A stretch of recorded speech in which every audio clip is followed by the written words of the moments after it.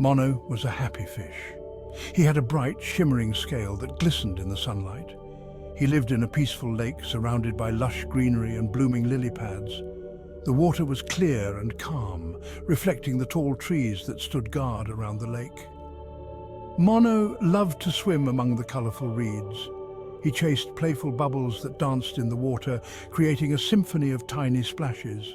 He made friends with the other fish, sharing stories and playing games in their underwater paradise. Life was good for Mono. Every day was filled with joy and laughter. One day, Mono heard a story from an old wise fish. It was about a magical place called the ocean, a vast expanse of water that stretched beyond the horizon. The ocean was vast and full of adventure, teeming with creatures of all shapes and sizes. Mono felt a longing in his heart. He imagined the thrill of exploring new waters and meeting exotic fish. He wanted to see the ocean with his own eyes, to experience its wonders firsthand. He dreamt of swimming with exotic fish and exploring coral reefs, vibrant and full of life. Mono shared his dream with his friends. Some were worried about the dangers of the unknown. They encouraged him to stay in the familiar lake, where it was safe and known. But Mono was determined. He knew he had to follow his heart, to seek out the adventures that awaited him. He decided to embark on a journey to find the ocean, leaving behind the comfort of his tranquil lake life. Mono said goodbye to his friends. He knew he would miss them, but the call of the ocean was too strong to resist. He took a deep breath and swam downstream, feeling the cool water rush past his fins.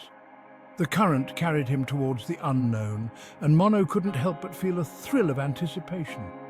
Mono felt a mix of excitement and fear. What adventures awaited him in the vast ocean? He swam for days, each day a new discovery. He marveled at the different aquatic environments he encountered. He saw sparkling waterfalls and lush green banks, each more beautiful than the last. He met friendly turtles and playful otters who shared stories of their own adventures. Finally, he could smell the salty air. The scent was invigorating and filled him with a sense of purpose. He saw the endless horizon stretching out before him, a promise of endless possibilities. Mono had reached the ocean. The moment he had been dreaming of was finally here. The sight took his breath away. The ocean was vast and teeming with life. It was even bigger and more magnificent than he had imagined. The waves seemed to dance in the sunlight. Mono jumped into the ocean with a splash, feeling the cool embrace of the sea. He was greeted by a school of silverfish, their scales shimmering like tiny mirrors. They zipped and zoomed around him, creating a mesmerizing dance of light and motion. Mono tried to keep up, but they were too fast. He laughed at his own clumsiness. He laughed, feeling both thrilled and a little overwhelmed. The ocean was a place of endless wonder. The ocean was full of surprises. Mono couldn't wait to explore every corner of this new world. Swimming in the ocean was different from the lake. The currents were strong. The waves tossed Mono around. He felt lost in the vastness. There were so many fish.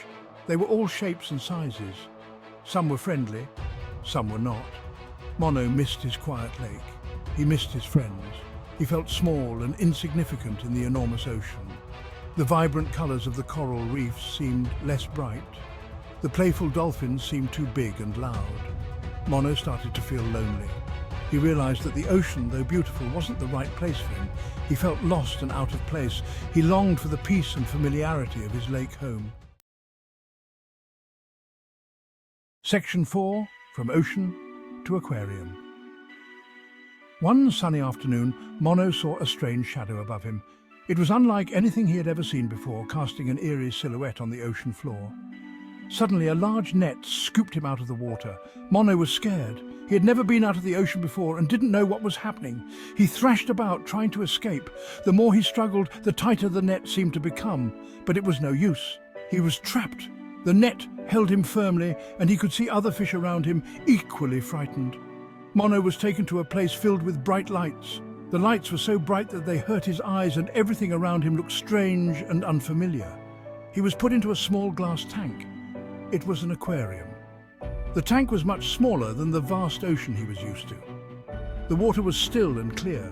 It was nothing like the ever-moving, salty water of the ocean. There were colourful rocks and plastic plants. They looked pretty, but they were not real. At first, Mono was relieved to be out of the ocean. The tank seemed like a safe haven, free from predators. The tank was quiet and safe. There were no currents to fight against and no larger fish to fear. But as the days turned into nights, Mono began to feel different. The stillness that once felt comforting now felt stifling. The aquarium, though safe, felt like a cage. Mono missed the vastness of the ocean, the freedom to swim far and wide, and the ever-changing scenery. Section 5. The confines of a glass world. The aquarium was small. Mono swam in circles. He had nowhere to explore. The food was always the same, small pellets that floated on the surface. He missed chasing juicy worms and tasty insects. Mono missed the feeling of the sun warming his scales. He missed the gentle sway of the reeds in the lake. Most of all, he missed his friends. He felt very alone. Mono became lethargic. He didn't feel like playing. His scales lost their shine. He spent most of his time hiding behind the plastic plants. The once adventurous Mono was now a shadow of his former self. Section 6. Our surroundings shape ourselves. Mono's story is a reminder for us all.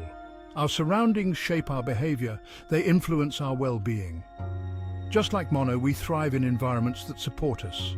We wither in places that don't. The ocean was exciting, but it wasn't the right fit for Mono.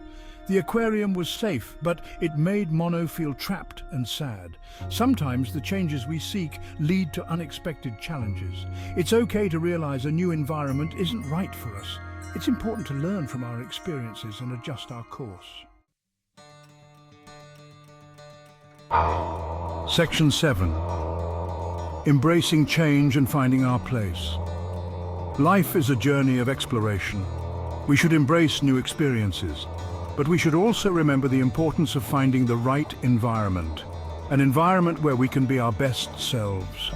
Just like Mono, we need to adapt to change. We need to seek out environments that support our growth and well-being. We need to find our own versions of the peaceful lake, places where we can thrive and be happy. Remember Mono's story. Let it inspire you to find your own perfect lake, your own place to flourish.